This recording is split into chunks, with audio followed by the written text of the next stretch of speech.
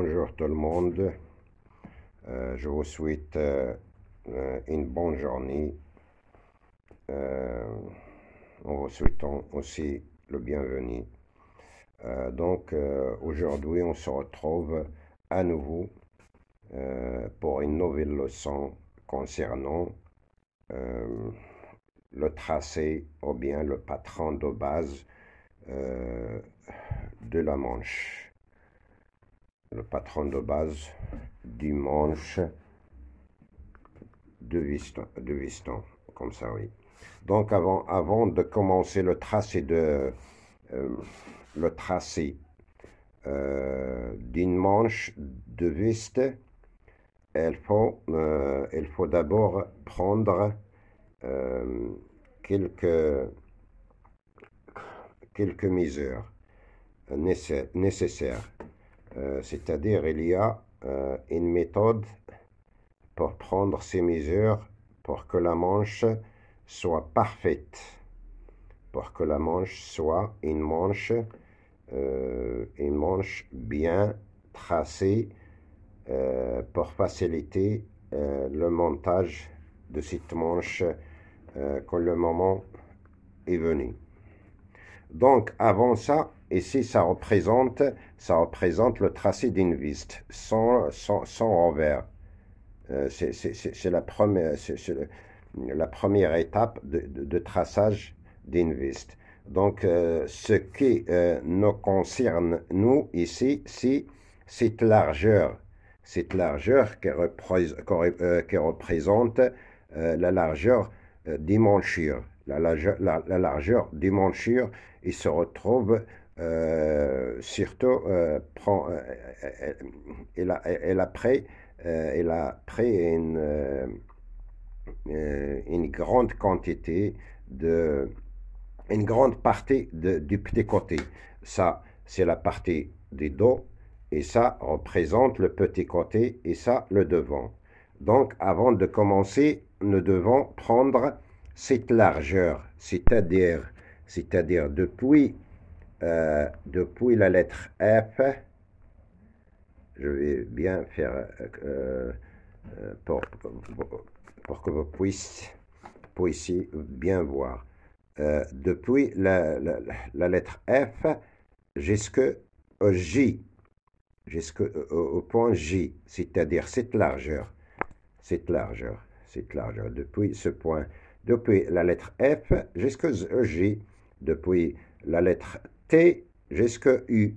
Cette largeur représente les manchures, la largeur des manchures. Donc, on va la conserver. Par exemple, on a trouvé 15 cm. Par exemple, on a trouvé 15 cm dans cette partie-là. Donc, on va la conserver mentalement, car on va ajouter une autre règle à suivre. Donc, on va faire comme ça. Et après, on prend les parties comme ça, les parties, c'est-à-dire le dos, car on ne coupe pas la manche avec la coupe d'une Whist en même temps. On va la laisser jusqu'à ce que on arrive à ce point-là dans le montage de la Whist. C'est-à-dire ici, il y a la couture des petits côtés avec le dos. Et c'est aussi, il y a la pince devant. Donc, et après ça, on va laisser les choses comme ça, les manchures comme ça, et on va faire une ligne droite depuis l'extrémité de l'épaule dos jusqu'aux épaules devant, comme ça. Et après, quand on fait cette ligne-là, on va la diviser par deux. Ça représente c'est-à-dire cette valeur égale cette valeur. Donc, on va la tracer comme ça, avec une ligne perpendiculaire, comme ça, jusqu'au point, à ce milieu-là, comme ça. Et après, on va descendre depuis le point 10 jusqu'au point 12 de 3 centimes. Donc, ce point-là représente 12 et 11 représente la profondeur de la manche. C'est quoi la profondeur de la manche? La profondeur de la manche, c'est depuis le point A jusqu'au B. Ça représente la profondeur de la manche. Donc, la manière à obtenir cette profondeur, on vient de la expliquer. C'est-à-dire, on va tracer ce point de l'extrémité des épaules dos jusqu'aux extrémités des pôles devant. Et après, on va la diviser par deux. Cette ligne-là, on va descendre par une ligne perpendiculaire avec une ligne d'équerre. Et après, de point 10, qui représente le milieu de cette ligne-là, on va descendre de 3 centimes. Et nous donne le point 12. Donc, le point 12 jusqu'au point 11 représente la profondeur de la manche. C'est-à-dire le point A à B. Le point A à B représente la profondeur de la manche. Voilà. Ça, on a terminé avec. Donc, on va commencer. C'est comme ça. Voilà. Voilà, c'est comme ça pour la vis que j'ai déjà copiée. À qui j'ai fait 4 vidéos. 4 vidéos. Voilà, comme ça. Vous voyez comment. Voilà. Donc, on va tracer une ligne comme ça. On va la diviser par 2 et on va descendre au milieu d'ici. Et après, on descend de 3 centimes. Voilà. J'espère que toutes choses soient bien expliquées. Donc, nous allons commencer les lignes de construction de cette manche-là. Nous allons commencer les lignes de construction de cette manche-là. Donc, comme ça. Je vais réexpliquer. Voilà. Voilà. Donc, il faut toujours prendre. Voilà. Et après, vous voyez ça. Et après, on va prendre le tour du manchir. Le tour du manchir, c'est-à-dire depuis le point 3,3 jusqu'au point, 3,2, depuis le point 3,2 jusqu'au point S2, c'est-à-dire le tour du manchir, depuis le point 3,2, voilà, depuis le point 3,2, comme ça, avec le centimètre, avec le mètre ruban, jusque S2. Ça représente le tour du manchir, car on va travailler avec, pour trouver le rectangle de la manche. Donc, nous allons commencer plus vite, Inch'Allah. J'espère que la leçon soit bien expliquée. Donc, nous allons, aujourd'hui, nous se retrouvons pour la 5e partie de cette liste. Cette 5e partie concerne la manche de la veste. La manche de la veste. La manche de la veste. Donc, je vais commencer les premières lignes de cette manche-là. Voilà, comme ça, mes amis. Voilà. J'espère qu'il soit bien clair. Voilà, je vais commencer comme ça.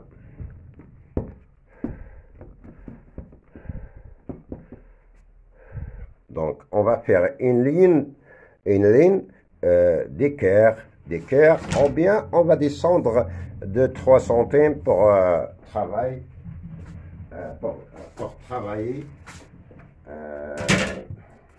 à l'aise. Donc, on va descendre dans la lisière de tissu, ou bien du patron, de soie, une feuille de soie, patron de soie, je ne sais pas comment on s'appelle ça. Donc, on va descendre de 3 centimes. Ça n'a aucune règle, seulement pour être libre à travailler, pour travailler aisément, comme ça. Donc, comme ça, mes amis. Et c'est aussi à l'extrémité, à la lisière, Comme ça, on va entrer aussi de 3 cm. Depuis là-haut jusqu'en bas, de droite. Et à la fin, ça va représenter une ligne d'équerre. Une ligne d'équerre, comme ça. Voilà, il faut bien, soit avec une ligne d'équerre, soit comme ça. Soit cette méthode avec laquelle je travaille. Voilà, c'est la même chose. L'essentiel, c'est les choses soient bien dans leur place. Donc voilà. Donc on a tracé cette ligne comme ça, là-haut. Et ici, on a rentré de 3 centimes. Ici, on a descendu de 3 centimes. Ou bien, on est descendu de 3 centimes. Et maintenant, nous allons faire les lignes de construction. Donc pour trouver la profondeur de la manche, c'est-à-dire le point A à B, on dit qu'on prend cette mesure-là, cette méthode-là. Je l'ai bien expliqué, je crois. Je ne sais pas pourquoi ça ne veut pas être... voilà. Donc, pour trouver la profondeur, je vais répéter. Vous voyez, le point 10 représente le milieu de cette ligne de l'épaule. De l'épaule de devant et dos. Et depuis cette ligne-là, on descend de 3 centimes. Donc, depuis 3 centimes, on met le point 12. Donc, le point 12 jusqu'au point 11 représente la profondeur de la manche. Voilà. Je ne sais pas pourquoi ça n'est pas bien clair.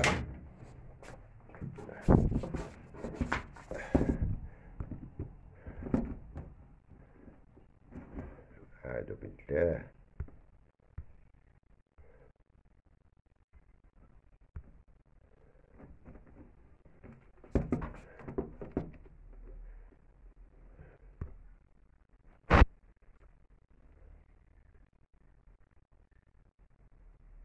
Voilà, c'est comme ça.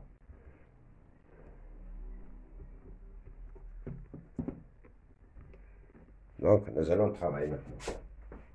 La cam est bien réglée. Donc, on met cette valeur qu'on a trouvée. On met cette valeur qu'on a trouvée après avoir descendu de 3 centimes. Et on met cette valeur-là. Donc, ici, nous avons combien? Dans ces mesures-là, nous avons... attends. Nous avons, supposons que nous avons 17 cm. Ce n'est pas une supposition, mais avec les mesures exactes. Car j'ai déjà mes mesures avec lesquelles je travaille maintenant. Bon. Donc, on a trouvé, supposons qu'on a trouvé dans après avoir descendu de 3 centimes, et on a marqué le point 12. Donc, depuis le point 12 jusqu'au point 11, on a trouvé 17 cm. Ça représente la profondeur exacte de la manche, 17 cm.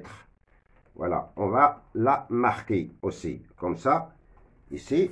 Soit on trace avec une règle d'équerre, soit on allait devant nous et on trace la même chose, 17 cm, comme ça, pour trouver la profondeur de la manche.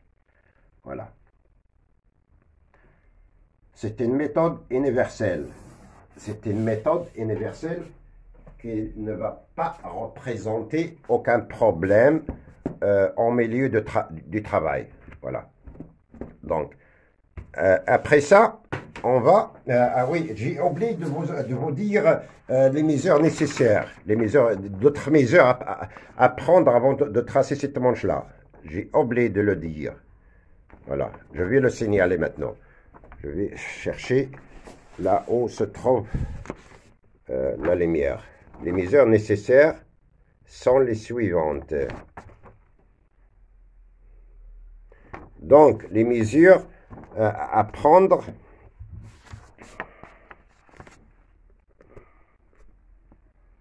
Les mesures à prendre, comme vous voyez dans cet exemple-là, on a, remarquez bien, s'il vous plaît, on a la carreur.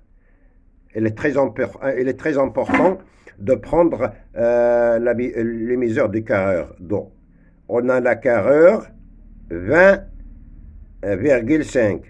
On a longueur au coude 53. On a longueur totale 80 cm. On a aussi longueur de la manche de la tête au bas 64. On a largeur du bas de manche 14,5. On peut faire 15, 14,5, c'est bon. Donc, ces mesures-là sont nécessaires. Vous allez remarquer qu'on a dans la longueur de la manche 80 cm. Ne vous en faites pas, car ici, il y a la longueur de manche plus la carreur. Voilà. Et nous allons voir comment travailler. Voilà. Voilà. Donc, nous y voilà, mes amis. Donc, on a terminé de trouver la profondeur de la manche. Et après avoir fait ça, il nous faut quoi? La largeur de la manche, c'est-à-dire du rectangle. La largeur de rectangle. Il y a une règle avec laquelle on la trouve. C'est-à-dire, voilà, comme ça. Ce rectangle, on va la trouver avec une règle. On va utiliser quoi? Donc, pour trouver ce rectangle, j'ai déjà expliqué, on va prendre cette mesure-là.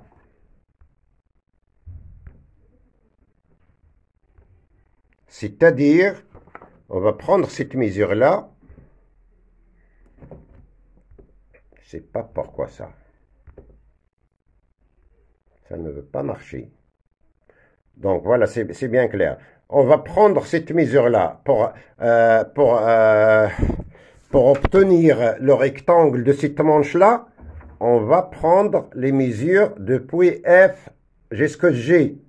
C'est-à-dire la largeur du manchir, comme ça. Cette valeur, on va prendre cette valeur-là et la conserver dans la tête, car on va lui ajouter quelque chose. Donc, on va prendre cette mesure-là. Donc, cette mesure-là, ici, dans cet exemple, on a combien? Cet exemple-là, on a...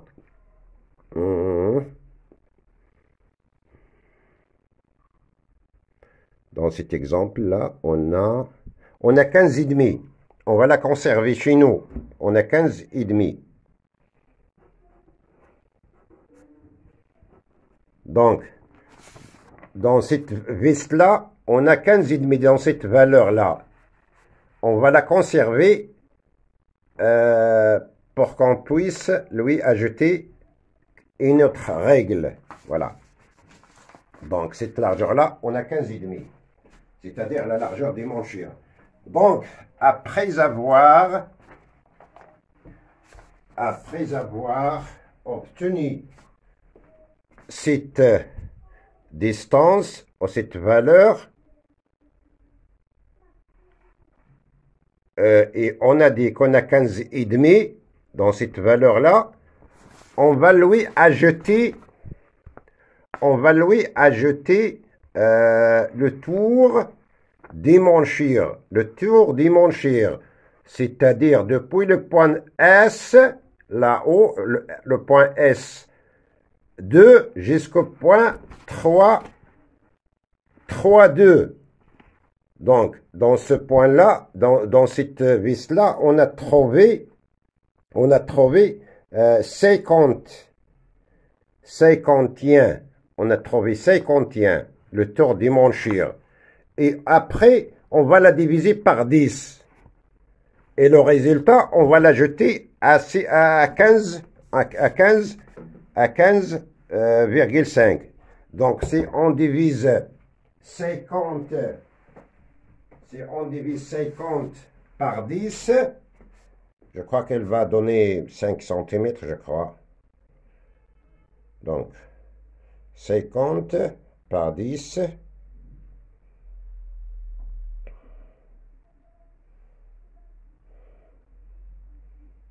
Nous donne 5. Ça nous donne 5 cm. Donc, ça représente largeur du manchir de la vis plus tour des manchures divisé par 10 égale 5. Donc, 5 plus 15, 5 plus 15 et demi, 5 plus 15 et demi égale 20 et demi. 20 et demi. Plus 2 centimes de couture. Plus 2 centimes de couture. De couture égale 22 et demi. Voilà, c'est la règle, mes amis. C'est la règle à suivre. Voilà, c'est la règle à suivre. Donc, ici, dans ce modèle-là, on a 22 et demi. Donc, on a 22 et demi. On va utiliser seulement 22. Ou bien 23. Voilà. Donc, on a 22 et demi. Donc, ici, on va utiliser seulement 22. Voilà, 22 pour obtenir le rectangle de la manche. On va tracer la même chose en bas. Mais après avoir trouvé la longueur des coudes.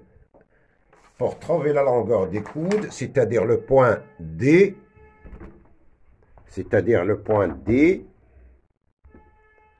le point D représente la longueur du coude. Voilà, la longueur des coudes, voilà. La longueur des coudes, c'est point D. Et la longueur totale, c'est point E. Donc, comme ça. Attends. Donc, avant ça, on va diviser cette valeur par 3. On a 17 cm. On a 17 cm. On va la diviser par 3, mes amis. Voilà. On va la diviser par 3. C'est-à-dire la profondeur de la manche, on va la diviser par 3. Et dans ce modèle, on a 17 cm divisé par 3 nous donne 5,6. Et on va descendre par cette 5 depuis la ligne de la tête de la manche. Voilà. Depuis la tête de la manche, on va descendre de 5,6. On va la laisser 5,5. Comme ça. Et on va la tracer avec une règle, une ligne d'équerre. Comme ça. Voilà, comme ça. Et après ce point-là, on va trouver la longueur des coudes. La longueur des coudes. Ici, dans ce modèle-là, on a la longueur des coudes. La longueur des coudes ici égale 53 moins 20,5 qui représente la carrure d'eau égale 30,5. 32,5 dans son modèle. 32,5. On va la tracer. On va la tracer comme ça, mes amis. Et même chose pour trouver la longueur totale. On va prendre depuis ce point-là et on cherche, on est dans la longueur totale, 80 moins la largeur du carreur, de la carreur. Donc, appliquer, voilà, 80 plus, voilà. Donc, depuis ce point-là, pour trouver la longueur de la manche, on va prendre les mesures qu'on a prises, qu'on a comme ça, soit 80, dans son modèle on a 80 centimes, moins 20,5 qui représente la carrure, égale 59,5. Depuis le point dans lequel on a descendu de l'entière de la profondeur de la manche. Donc on a 59,5. Voilà. On peut la laisser 60. Voilà. Donc maintenant on va prolonger ces lignes-là. C'est-à-dire les lignes de le coude et la longueur totale. Voilà. On va les tracer avec une ligne d'équerre. Comme ça.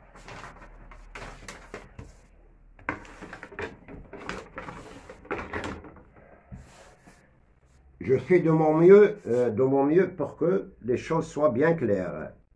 Voilà. Et la vidéo sera, je suis au courant que la vidéo sera au courant. Mais c'est l'essentiel qui compte. On n'a pas d'autre choix. On n'a pas d'autre choix. Car c'est un métier, c'est une profession, et on doit la bien expliquer aux gens. Voilà. Donc, on a tracé les lignes de construction. Voilà.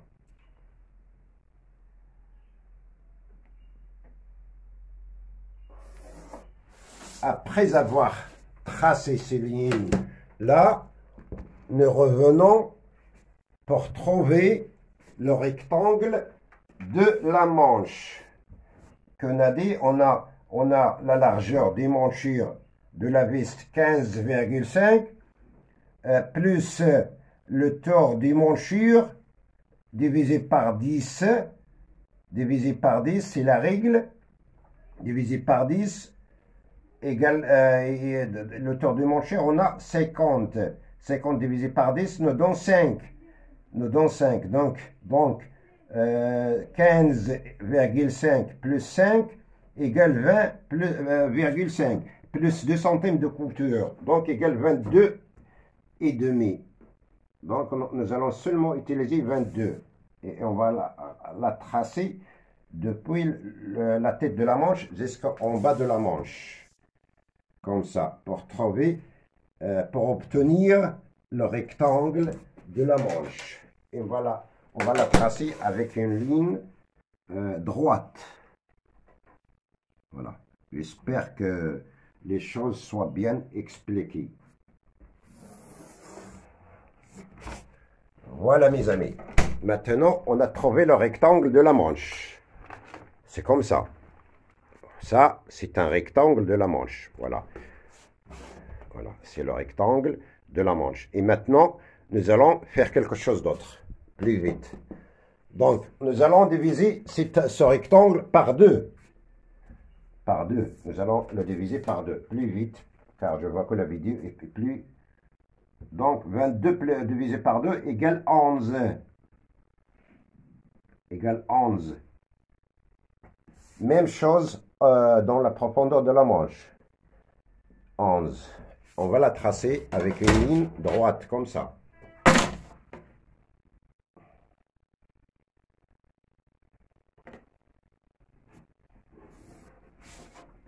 On va aussi devant nous diviser cette partie, cette moitié par 2. On a 11, donc 5,5.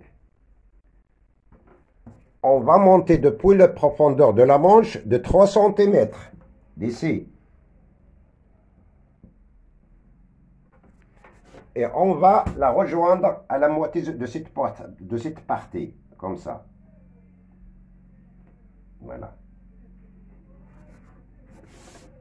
On va aussi diviser cette partie-là, cette ligne-là, par 2.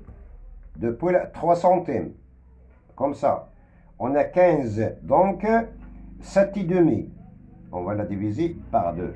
Et là, marqué. Et on va aussi reculer depuis la moitié de ce rectangle. On va reculer de 2 cm. Et on va la rejoindre, cette ligne-là, à l'entière de la profondeur de la manche, comme ça. Voilà. Voilà, mes amis.